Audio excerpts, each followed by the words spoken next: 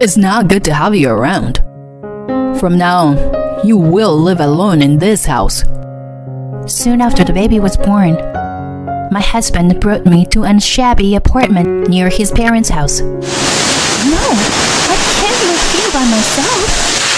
This is crazy. Give my baby back. Quiet, Kelly. You're disturbing the neighbors.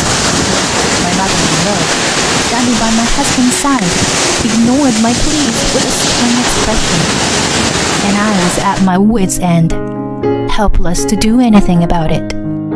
And to make matters worse, my mother-in-law behaved in the most unthinkable way. She started leaving food scrap in front of that shabby apartment every day. With nowhere to throw it away, the bags of garbage piled up. Then, I opened one of them and found something I couldn't believe. I'm Kelly, a 33 years old housewife. My husband Walter and I have been married for 3 years. We were looking forward to the birth of our first child. But the birth of the baby was accompanied by anxiety. The reason was Walter's extravagant spending and temperamental nature, and my relationship with my mother-in-law. My father-in-law has already passed away and lived with my mother-in-law. But my mother-in-law and I don't get along, and she's always sarcastic. What? The way you folded the laundry. It will get weird wrinkles like this. Why can't you even do it properly? Just do it again. But the other day, you told me to fold them like this. What? You're blaming me? Then my mother-in-law knocks the laundry I folded onto the floor. She is very thorough and picky in her housework, and she changes what she says almost every time. Then she complains about it as if it's my fault. Kelly, why are you such a bad learner? And when my husband overhears me talking with my mother-in-law, he gets in a bad mood. What the hell is wrong with you? Put yourself in my shoes, coming from work and having to listen to this all the time. He would hit things and yell at me. Walter is cold towards me, but for some reason, he's very obsessed with me. I have a cell phone, but the only contacts I have are with Walter and my in-laws. My internet browsing is constantly monitored. And of course, he's using GPS to track my location. Even before we got married, I knew he was a jealous person. But after we got married, I started to think about divorce because his jealousy just got worse. One day, I went shopping and called the lawyer's office from a payphone. I explained the situation to the lawyer and somehow started to work toward divorce. Fortunately, I had some savings before our marriage, and the lawyer was sympathetic to my situation. Let's make sure the divorce goes through.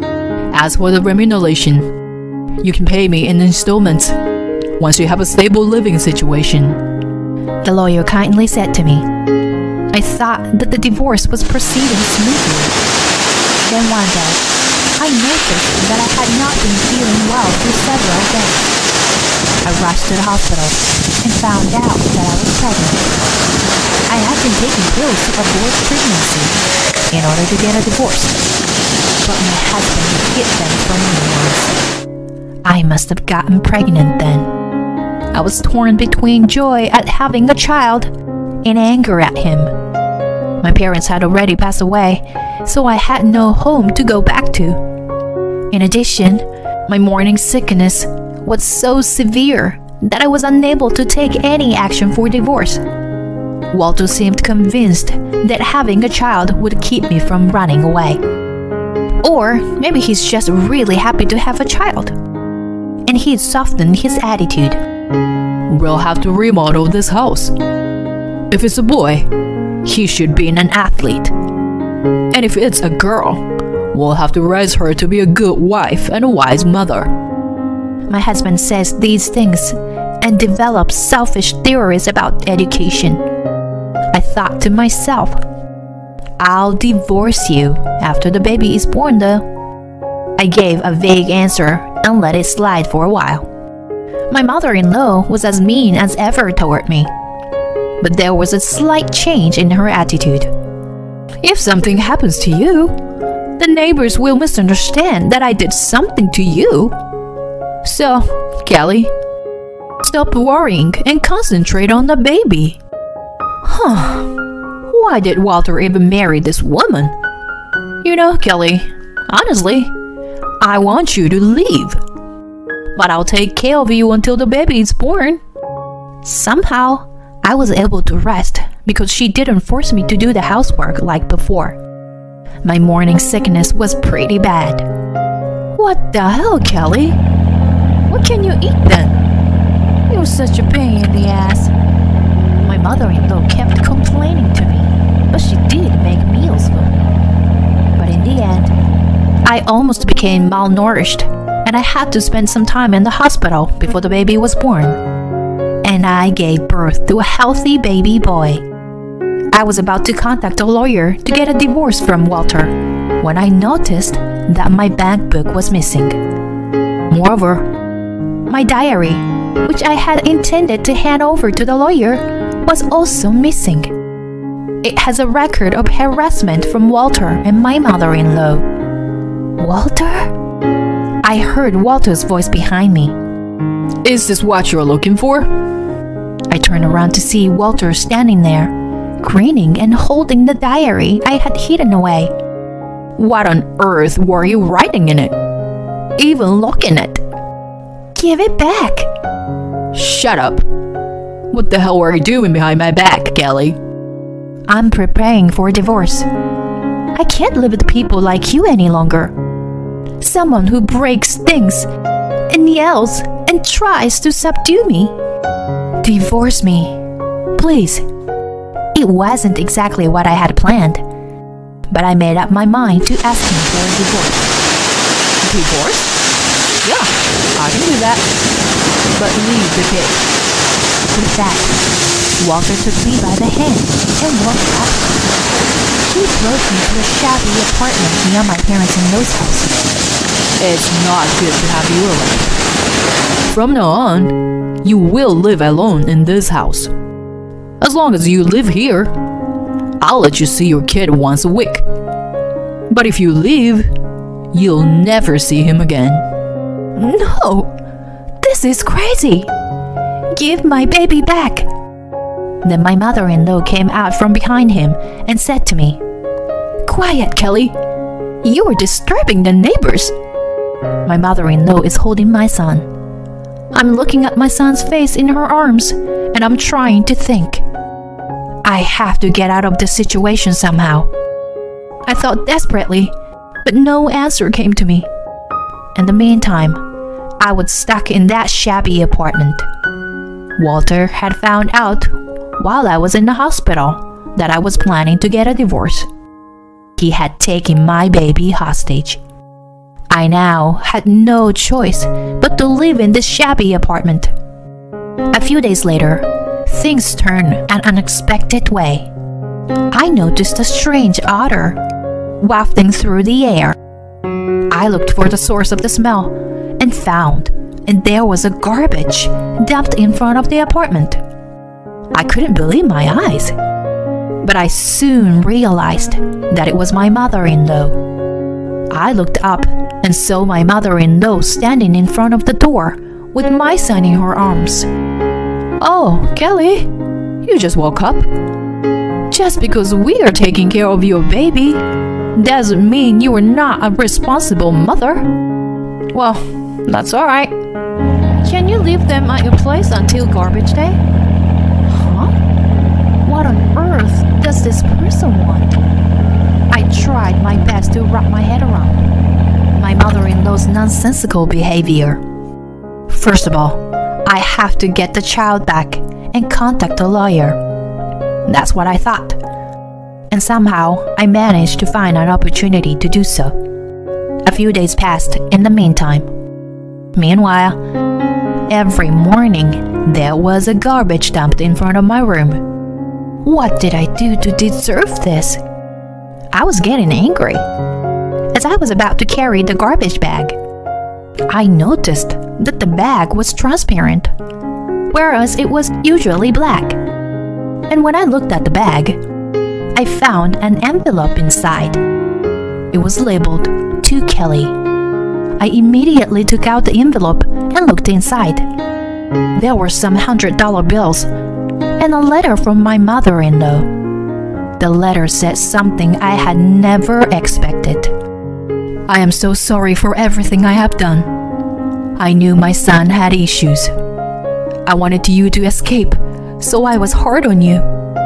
I'm really sorry that I had no choice but to behave like that, because Walter's surveillance was very too strict.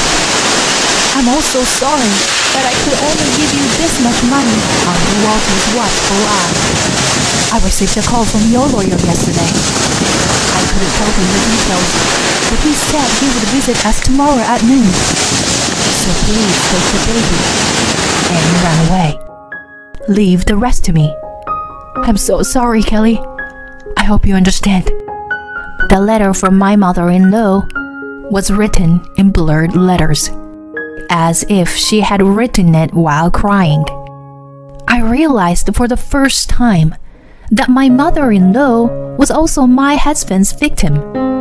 I checked the other garbage bags and amazed at the contents. I found envelopes in the other bags as well, containing cash. I realized that my mother-in-law was trying to take care of me all this time. I learned that she was being as kind as she could be in letting me see my baby under Walter's watch.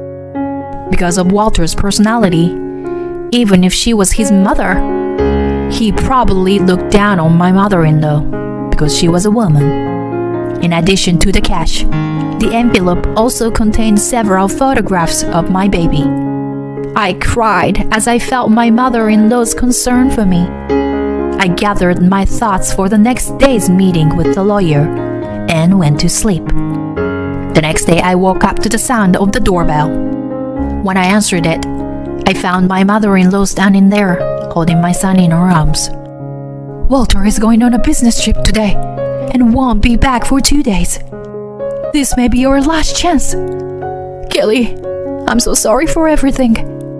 My mother-in-law bows repeatedly to me as she holds out my son to me. But what about you? Walter will get furious with you if you are gone. That would be true, but he's my son. It's my responsibility. Besides, I can't even work at my age.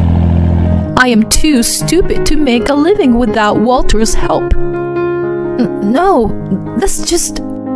I decided to invite my mother-in-law in and listen to her carefully. She told me that her husband and Walter had brainwashed her over the years. You can't do anything.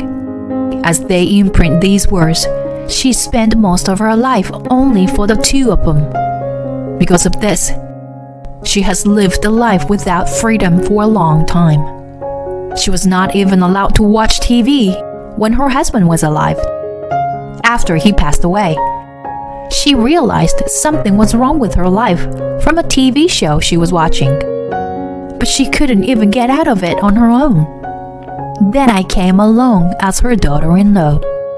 My mother-in-law was trying to get rid of me by hinting me coldly so that I wouldn't follow in her footsteps. She told me this in tears. Let's run away together so that Walter won't ruin the rest of your life, okay? My mother-in-law responds to my persuasion with confusion. No, there's no way I can do that. I can't do anything. I don't want to cut in your way, Kelly. My mother-in-law was not convinced. Meanwhile, my lawyer arrived. I told him the whole story. The lawyer had a rather grim expression on his face. What do you want to do? Please tell me how you really feel. I'll do my best to support you. After a few moments of silence, my mother-in-law told us what was on her mind. The truth is, I want to get away from Walter. I love him because he's my child, but it's too painful living in constant denial about my life. It's also hard that I won't be able to see my grandson anymore." And with that story, she showed us the bruises on her arms.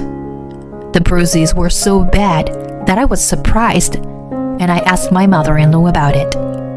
She said that Walter became violent with her when he got angry at the babies crying at night. She said Walter had often been violent to her, even before our marriage. The lawyer's face was clearly filled with anger. "You should run away. I'll show him the pain. You too. Run away from this immediately." He began to persuade her to leave, but his effort to persuade her were in vain, and she went straight back to her house. A lawyer and I decided to get ready to run away. I called my cousin's house, told her what had happened, and asked her to move in for a while. My cousin, in tears, accepted. I quickly packed up, took the baby, and headed for my cousin's house. A few days later, I got a call from my lawyer. He asked me if I could be willing to participate in a meeting to discuss my divorce from Walter. During this call, I was told by the lawyer that my mother-in-law would also be attending the meeting. When I visited the lawyer's office, Walter and my mother-in-law were already there. When Walter saw me, he said, "I was worried about you. I'll kick her out if it's about my mom. So, the three of us will live together from now on. Okay?" I ignored him and sat down. Our lawyer started talking about divorce, alimony, and child support. Meanwhile, Walter was screaming at me to come back.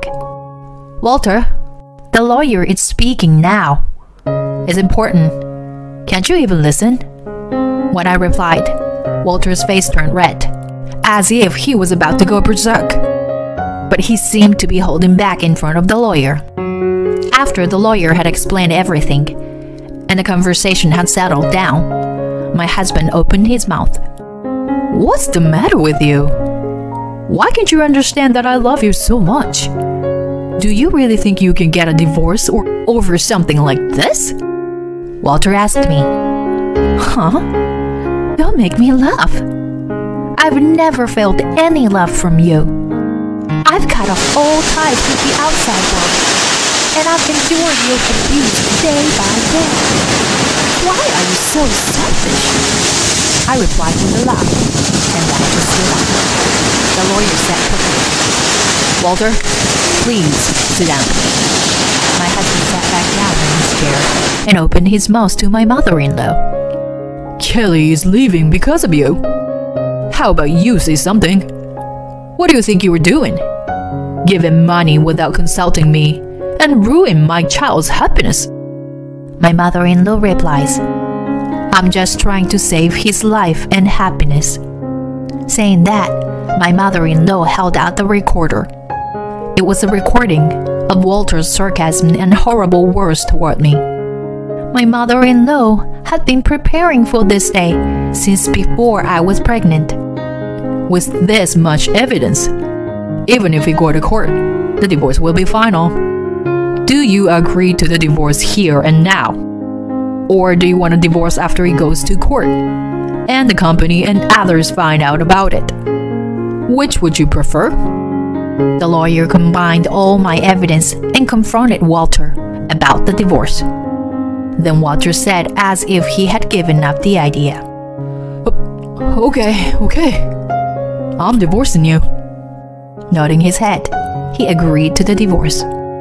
"I will never see you again." As I said this, my mother-in-law opened her mouth as if to put an end to it. "I've been putting up with this for a long time, but I'm glad it's over. Walter, I'm leaving you. I'm going to live on my own," as she said, holding out a piece of paper. "Don't get involved with me anymore. Otherwise, I'll take this and file a police report." The paper was a medical certificate for my mother-in-law's injuries inflicted by Walter. And then the lawyer tells him matter-of-factly, "Your mother is fully prepared to file a lawsuit." Then Walter started to cry. "Mom, why did you betray me too?" At the sound of Walter's grief, my mother-in-law's face contorted for a moment. "Betray you?